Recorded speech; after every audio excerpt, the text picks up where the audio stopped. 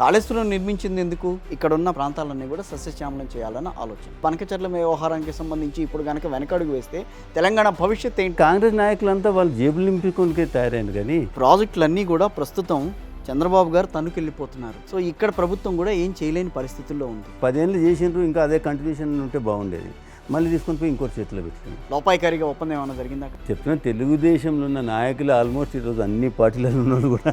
అంటే రేవంత్ రెడ్డి చేయలేకపోతున్నాడు అని అంటారా ముఖ్యమంత్రిగా ఆయన? కాంగ్రెస్ ప్రభుత్వం కంప్లీట్గా ఫెయిల్ ఉంది. టీడీపీ నుంచి వలస వచ్చి కాంగ్రెస్ పార్టీలోకి వచ్చిన తర్వాత ఆయనకి ముఖ్యమంత్రి పదవి వచ్చిందని చెప్పి అందరూ మాట్లాడుతున్నారు కదా. ఎన్నాళ్ల పాటుగానో కాంగ్రెస్ పార్టీని నమ్ముకుని ఉన్న వాళ్ళకి ఏ పదవి లేవు. తెలంగాణ ప్రయోజనాలు వచ్చినప్పుడు మాట్లాడకుండా కామ్గా ఉన్నాడు అని అంటే వ్యక్తిగతంగా ఎట్లా ఉంటాడు ఆయన రేవంత్ రెడ్డి గారు? అంటే ముఖ్యమంత్రి స్థాయి మాటలు ఆయన మాట్లాడతలేడు. టీడీపీ నుంచి వచ్చారు కదా, ఆయనకు కూడా చంద్రబాబు గారి ఆలోచనలు, చంద్రబాబు గారి విజను ఈయనకు కూడా కొంత ఉంటుందని అందరూ అనుకున్నారు. ఆల్టర్నేటివ్ కింద ఆలోచించండి, ఇచ్చి చూద్దాం ఒకసారి ఛాన్స్ అని చూసారు. కవిత గారు మొన్న మాట్లాడుతూనే బీఆర్ఎస్ని బీజేపీలో విలీనం చేయడానికి ప్రయత్నాలు జరుగుతున్నాయి. ఆంధ్ర నాయకులు కొంతమంది మాట్లాడవచ్చు, నిజాలు కొన్ని బయట పెట్టేస్తున్నారు, జాగ్రత్తగా మాట్లాడండి.